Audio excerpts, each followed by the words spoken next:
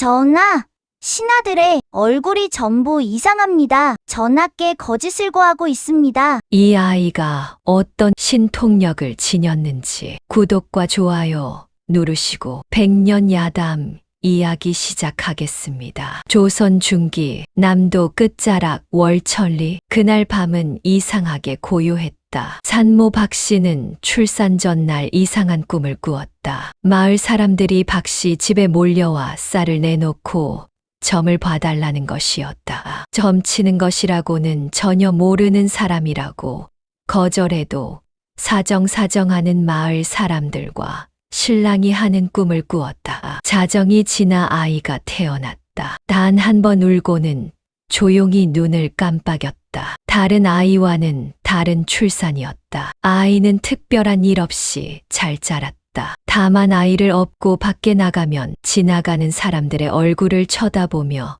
알아듣지 못하는 말로 중얼거리는 습관이 있었다. 아이가 말을 하기 시작하고 사람들의 얼굴을 쳐다보고 엄마에게 저 사람은 어떻고 이 사람은 어떻고 사람들을 볼 때마다 이런저런 얘기를 하는 것이었다. 그냥 지나가는 말로 흘려들었다. 아이가 5살이 되던 해 봄이었다. 마을 어귀 느티나무 아래서 아이들이 놀고 있었다. 다른 아이들은 뛰어다니며 숨바꼭질을 했지만 수연은 혼자 나무 아래 앉아 지나가는 사람들을 바라보고만 있었다. 수연아, 같이 놀자. 노래 친구 덕이가 손을 흔들었지만 수연은 고개만 가볍게 저었다. 난 보고 싶은 게 있어. 뭘 보는데? 사람들. 덕이는 고개를 갸웃했다. 사람들이야 매일 보는데 뭐가 재미있다는 건지 이해할 수 없었다. 하지만 수연에게는 달랐다. 사람들의 얼굴에서 뭔가가 보였다. 말로는 설명할 수 없는 표정 너머의 무언가가 보였다. 마을 이장 정씨가 지나갔다. 그는 활짝 웃으며 인사를 건넸다. 이웃에 사는 아저씨, 할아버지들이 지나가며 아이에게 반갑다고 인사를 했지만 오늘따라 표정들이 이상하다고 느꼈다. 유심히 동네 사람들을 보고 돌아온 수연이는 이렇게 말했다. 수연이는 아이 이름이다. 아버지, 응, 수연아? 내일은 장에 가지 마세요. 아버지 박한수는 멈칫했다. 내일은 장날이었고 그는 곡식을 팔러 갈 계획이었다. 왜 그래? 내일 가야 하는데. 수연은 한참을 망설이다 조심스럽게 말했다. 사람들이 화가 나 있어요. 많이. 누가? 동네 사람들요. 얼굴에 잔뜩 화가 난 게 숨겨져 보여요. 박한수는 웃으며 아이의 머리를 쓰다듬었다. 꼬맹이가 무슨 소리를 하는 게냐? 얼굴에 화가 숨겨져 있다니. 하지만 박씨 부인은 달랐다. 그녀는 아이가 자라며 사람들의 얼굴을 보고 계속 엄마한테 해왔던 말들이 생각났고 출산 때의 꿈을 아이가 태어난 그 밤을 기억하고 있었다. 여보, 그냥 한 번만. 믿어보세요. 하루쯤 안 가셔도 되잖아요. 허허, 당신까지 그러시오? 결국 박한수는 아내의 말을 따랐다. 그리고 그날 저녁 장터에서 돌아온 이웃 최 씨가 숨을 헐떡이며 소식을 전했다. 장터에서 난리가 났소. 무슨 일이오? 곡식값을 두고 상인들과 농민들이 크게 싸웠소. 주먹 다짐까지 벌어졌고 다친 사람들이 한둘이 아니오. 관아군졸들이 출동해서 겨우 진압했소. 박한수의 얼굴이 창백해졌다. 만약 자신이 갔다면 싸움에 휘말렸을 것이다. 그날 밤 부부는 수연아, 네, 아버지. 너는 장날 사람들이 싸울 거라 어떻게 안겠냐? 아이는 천진난만하게 대답했다. 저도 잘 몰라요. 그냥 사람들 얼굴에서 색깔이 보여요. 하나면 빨갛고, 슬프면 파랗고, 무서우면 검정색이에요. 박씨 부인은 아이를 꼭 안았다. 절대 다른 사람들한테 이 얘기하면 안 된다, 알겠지? 왜요, 엄마? 사람들이 널 무서워할 수도 있단다. 하지만 이미 소문은 조금씩 퍼지기 시작하고 있었다. 이러한 소소한 예측은 계속 말대로 되었다. 6살이 되던 해 가을, 월천리에 낯선 장사꾼이 나타났다. 키가 훤칠하고 말재주가 좋은 40대 남자였다. 그는 마을 입구에 천막을 치고 갖가지 물건을 내놓았다. 비단, 놋그릇, 약재, 심지어 한양에서나 볼 법한 장신구까지. 자, 보시오. 한양 대감댁에서 가져온 물건들이오. 오늘만 특별히 싼 값에 드리겠소. 마을 사람들이 몰려들었다. 평소에는 구경도 못할 물건들이 저렴한 값에 팔린다니 사람들은 앞다투어 주머니를 열었다. 어떤 사람들은 대감집 귀한 물건이라고 빚을 얻어 사들이고 있었다. 수연은 어머니의 치맛자락을 잡고 그 광경을 지켜보았다. 장사꾼의 얼굴을 보는 순간 아이는 온몸에 소름이 돋았다. 엄마, 왜 그러니? 저 아저씨 얼굴에 검정색이 보이고 웃는 얼굴이지만 속은 안 웃고 있어요. 뭐라고? 저렇게 웃고 있는데? 아니에요. 이상해요. 딴 데로 가요. 하며 엄마의 치마를 끌었다. 박씨 부인은 아이의 손을 꼭 잡고 발길을 다른 데로 돌렸다. 하지만 수연은 계속 중얼거렸다. 저 아저씨 주머니에 검은색이 가득해요. 나흘이 지났다. 마을 사람들이 산 물건 대부분이 가짜였다는 사실이 드러났다. 비단은 싸구려 무명이었고 놋그릇은 며칠 지나 녹이 슬고 깨지기 일쑤였다. 약재는 효과가 없었다. 사람들이 따지러 갔을 때 장사꾼은 이미 사라진 뒤였다. 빚까지 떠안긴 채로 내가 뭐랬소? 그 사람 믿지 말라고 했잖소. 이장정 씨가 분통을 터뜨렸다. 하지만 후회해도 소용없었다. 마을 우물가에서 아낙네들이 수군거렸다. 그런데 말이야, 박씨댁 수연이가 그랬다지? 뭐라고? 그 장사꾼이 이상하다고 미리 말했다는구먼. 그게 사실이요? 저번 장터 난동 때도 아이가 아버지 박씨에게 장에 가지 말라 했다지. 아낙네들의 시선이 수연에게로 모였다. 아이는 여전히 혼자 우물가 돌 위에 앉아 사람들을 바라보고 있었다. 저 아이 뭔가 보통이 아니야. 혹시 신령이 붙은 게 아닐까? 소문은 걷잡을 수 없이 퍼졌다. 8살이 되자 수연의 능력은 더욱 정교해졌다. 어느 날 마을 부자 최진사가 땅을 사려는 계약을 하러 왔다. 상대는 이웃 마을에서 온 땅 주인이었다. 좋은 땅 싸게 사시는 겁니다. 자, 이 문서에 도장만 찍으시면 됩니다. 최진사는 흐뭇하게 웃었다. 헐값에 좋은 땅을 샀다고 생각했기 때문이다. 하지만 수연은 마루 밑에서 그 장면을 지켜보다가 갑자기 뛰쳐나왔다. 아저씨, 거짓말하시면 안 돼요. 뭐야 이 아이는. 땅 주인의 얼굴이 굳었다. 수연은 그의 눈을 똑바로 바라보았다. 얼굴에 쓰여 있어요. 겁나는 거 들킬까봐 무서운 거. 최진사가 벌떡 일어났다. 이보시오. 도대체 이게 무슨 일이오? 땅 주인은 식은땀을 흘리며 머뭇거렸다. 아니 그게. 최진사는 그 아이의 신통력을 알고 있었기에 계약서에 도장을 안 찍고 계약을 며칠 미루기로 했다. 결국 사실이 드러났다. 그 동네 사람들을 몰래 만나 자초지종을 물어보니 그 땅은 석 달 전부터 물길이 바뀌어 말라버렸고 아무리 우물을 파도 물이 안 나오는 쓸모없는 땅이었다. 최진사는 계약을 취소하고 아이의 아버지 박씨를 찾아가 고마움을 전하고 쌀 한 가마니를 건넸다. 그날 이후 마을 사람들의 시선이 완전히 바뀌었다. 어떤 이들은 수연을 신령한 아이라고 여겼다. 어떤 이들은 무서운 아이라고 수군거렸다. 하지만 모두가 동의하는 것이 하나 있었다. 저 아이는 거짓말을 간파한다. 박한수 부부는 걱정이 태산 같았다. 여보, 이러다가 수연이한테 무슨 일이라도 생기면 나도 걱정이요. 사람들 눈초리가 예사롭지 않소. 실제로 마을에서는 두 가지 파가 생겼다. 수연을 하늘이 보낸 아이로 여기는 사람들과 불길한 징조로 보는 사람들. 수연 본인은 그저 혼란스러웠다. 나는 그냥 보이는 대로 말했을 뿐인데. 수연이 10살이 되던 해 결정적인 사건이 터졌다. 월천리를 관할하는 아전 윤달수. 겉으로는 온화하고 백성을 아끼는 관리로 통했다. 마을 사람들은 그를 존경했고 아이들은 그가 나눠주는 엿을 받아 먹곤 했다. 하지만 수연은 달랐다. 윤달수를 볼 때마다 아이는 고개를 갸웃거렸다. 그의 얼굴에는 두 가지 색이 동시에 보였다.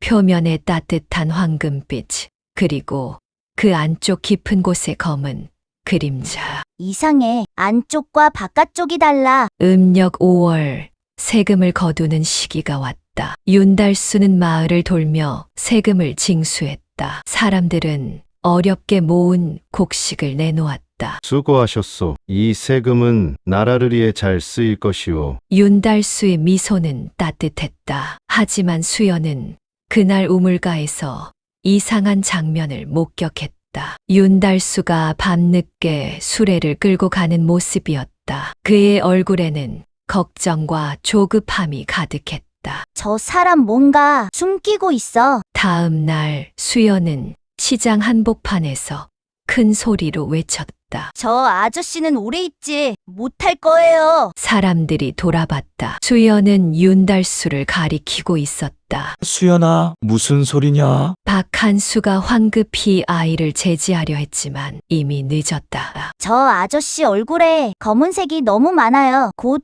떠날 거예요. 윤달수는 어색하게 웃었다. 허허, 아이가 장난이 심하구려. 하지만 그의 눈빛이 흔들렸다. 수연은 그것을 놓치지 않았다. 지금도 거짓말하고 계세요. 얼굴이 말해요. 사흘 뒤 한양에서 암행어사가 내려왔다. 전격적인 조사 끝에 윤달수의 비리가 드러났다. 그는 3년 동안 세금의 3분의 1을 빼돌려 사재를 채워왔다. 장부는 완벽하게 조작되어 있었지만 암행어사의 치밀한 수사에 결국 발각되고 말았다. 이놈, 백성의 피땀을 훔친 죄, 엄히 다스리겠다.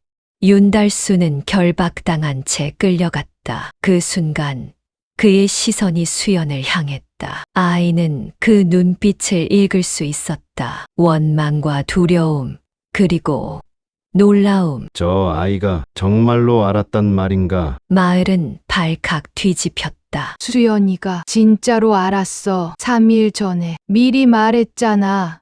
하늘이 저 아이를 통해 말씀하신 게 틀림없어. 하지만 반대편 목소리도 컸다. 저 아이 불길에 사람의 운명을 미리 안다니 혹시 저주를 거는 건 아닐까? 박한수는 아이를 집 안에 가둬야 했다. 사람들의 시선이 너무 부담스러웠기 때문이다. 수연은 작은 방문 틈으로 밖을 내다보며 중얼거렸다. 나는 저주를 한 적이 없는데 그냥 보이는 걸 말했을 뿐인데. 그날 밤 박씨 부인이 아이를 안아주었다. 수연아, 사람들이 무서워하는 건 네 잘못이 아니란다. 그럼 왜 다들 날 피하는 거예요? 사람들은 진실을 마주하는 게 두렵거든. 특히 자신에 대한 진실은 더더욱 그렇단다. 수연의 눈에 눈물이 맺혔다. 나는 그냥 얼굴 색깔이 보이는 대로 말하는 것뿐이에요.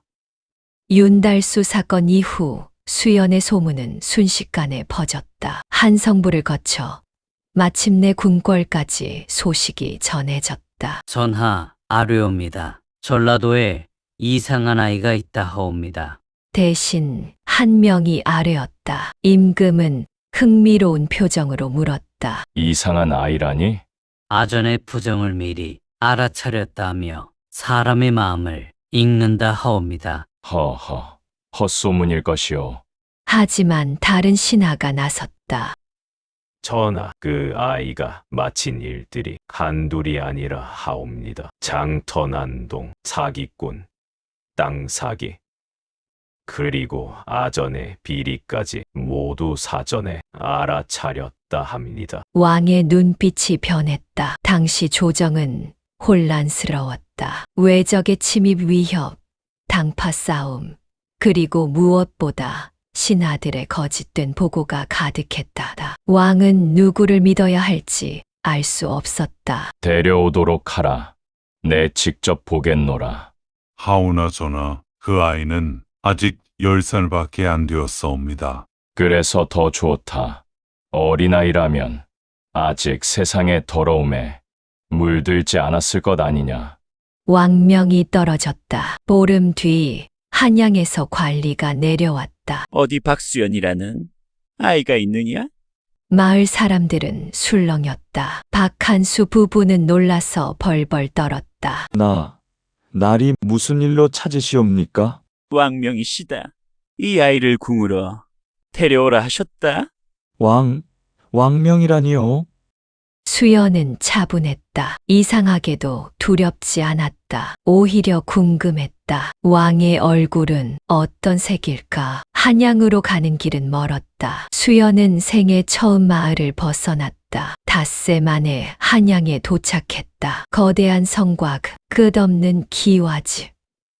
무수한 사람들. 수연은 궁궐에 도착해서 왕 앞에 섰다. 네가 수연이냐? 예, 전하. 아이는 떨지 않았다. 네가 아전의 비리를 알아차렸다더냐? 맞췄다고 할 수는 없사옵니다. 사람들이 두려워하는 것을 보았을 뿐입니다. 왕이 물었다. 내 얼굴도 보이느냐? 수연은 오랫동안 바라보다 답했다. 전하는 혼자이십니다. 혼자라니. 대신들이 술렁였다. 곁에 많은 이가 있으나 진심을 말하는 이는 적습니다. 전하의 얼굴 아래에는 회색이 깔려 있습니다. 누구를 믿어야 할지 모르는 색입니다. 왕은 한참을 침묵하다 웃었다. 허허, 오늘부터 이 아이를 궁에 머물게 하라. 내 옆에서 사람을 보게 하겠노라. 그날부터 10살 수연은 왕의 곁에 서게 되었다. 수연이 궁에 머문 지 열흘째 조정회의가 열렸다. 대신 하나가 보고를 했다. 북쪽 북경이 여전히 튼튼하옵니다. 수연이 왕에게 조용히 말했다. 저 대감님 눈이 떨리고 계세요. 왕은 암행어사를 보냈다. 북쪽 방비는 형편없었다. 대신은 파직되었다. 또 다른 날, 한 신하가 새 세금 정책을 제안했다. 하지만 수연이 말했다. 얼굴에 욕심이 보여요. 신문 결과 그 정책에는 신하 자신에게 유리한 조항이 숨어 있었다. 이런 일이 반복되자 조정 분위기가 변했다. 대신들은 수연을 두려워했지만 진심으로 나라를 걱정하는 신하들은 오히려 수연을 존중했다. 수연이 궁에 온 지 1년이 지난 어느 날이었다. 왕은 북쪽 정벌을 계획하고 있었다. 오랑캐의 침입이 잦았기 때문이다. 조정회의에서 대신들이 의견을 냈다. 전하, 이번 달이 출정하기 좋은 시기옵니다. 군량도 충분하고 날씨도 좋사옵니다. 신속히 결단을 내리시옵소서. 대부분의 신하가 출정을 찬성했다. 하지만 수연은 이상한 느낌을 받았다. 뭔가 이상해. 회의가 끝난 후 수연은 왕에게 조심스럽게 말했다. 전하, 무엇이냐, 수연아? 오늘 대감님들 얼굴이 이상했어요. 어떻게? 너무 똑같았어요. 왕이 눈썹을 치켜 올렸다. 똑같다니? 보통은 사람들마다 다른 색이 보이는데 오늘은 모두 같은 색이었어요. 마치 약속한 것처럼. 무슨 색이었느냐? 주황색이요. 조급함과 초조함이 섞인 색이에요. 왕은 심각한 표정이 되었다. 모두가? 아니에요. 두 신하는 달랐어요. 그분들은 걱정하는 회색이었어요. 왕은 즉시 두 신하를 불렀다. 경들, 솔직히 말하라. 지금 출정하는 것이 옳다고 보는가? 두 사람은 망설이다가 입을 열었다. 전하시는 우려되옵니다. 무엇이 우려되는가? 군량이 충분하다는 보고가 있으나 신이 직접 확인한 바로는 보고의 절반도 안 되옵니다. 날씨도 좋다 했으나 북쪽은 곧 큰 추위가 올 것이옵니다. 왕의 얼굴이 굳었다. 그렇다면 왜 다른 신하들은 모두 출정을 찬성했느냐? 신도 그것이 의아하옵니다. 왕은 수연을 바라보았다. 아이의 말이 맞았다. 뭔가 수상한 일이 벌어지고 있었다. 왕은 비밀리에 조사를 명했다. 사흘 뒤 충격적인 사실이 드러났다. 조정 대신들이 심각한 비리로 조사가 진행된 것을 알아차리고 출정을 서둘러 조사를 면해보고자 비리 관련된 대신들이 출정을 부추긴 것이었다. 왕은 분노했다. 감히 나라를 어렵게 만들고 과인을 죽을 고비로 만들려 했다니. 관련된 대신들은 모두 엄한 처벌을 받았다. 그날 밤 왕은 수연을 불렀다. 수연아, 예, 전하. 네가 아니었다면 과인은 죽었을 것이다. 저는 그냥 이상한 걸 말씀드렸을 뿐이에요. 왕은 아이의 어깨에 손을 얹었다. 네 덕분에 나라의 위험을 막고 내 목숨도 위험할 뻔했던 걸 네가 막아 주었구나. 고맙구나. 전하께서 무사하셔서 다행이에요. 왕의 눈에 눈물이 맺혔다. 이 아이는 진심으로 나를 걱정하는구나. 그 사건 이후 왕은 수연에게 관심사 직책을 내렸다. 마음을 살피는 관리였다. 수연의 역할은 명확했다. 신하들의 진심을 파악하는 것. 조정 분위기가 달라졌다. 거짓말을 하던 신하들이 솔직해졌고 반대 의견도 늘었다. 세금이 조정되고 억울한 송사가 줄었다. 백성의 삶이 나아졌다. 한양시장에서 상인들이 말했다. 왕께서 달라지셨다더군. 그 아이 덕분이라지. 세월이 흘러 수연은 15이 되었다. 능력은 더욱 정교해졌다. 왕은 그를 정식 감찰대부에 임명했다. 하지만 수연의 역할은 처벌이 아닌 이해였다. 뇌물을 받은 관리가 있었다. 다른 이들은 처벌하라 했지만 수연은 대화를 나눴다. 왜 뇌물을 받았습니까?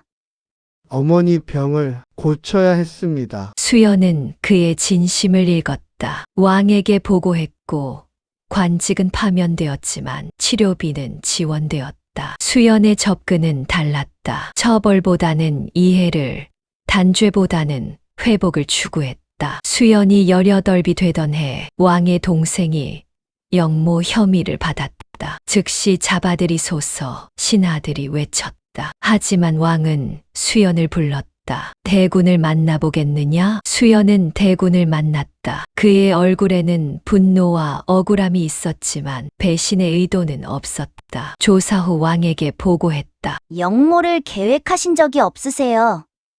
재조사 결과 영모는 다른 사람이 꾸민 음모였다. 수연 덕분에 무고한 이를 구하고 진짜 역적을 잡았다. 그날 밤 왕이 물었다. 너는 외롭지 않느냐? 외롭습니다. 사람들이 저를 두려워하니까요. 나도 그렇다. 왕이기에 진심으로 다가오는 이가 적다.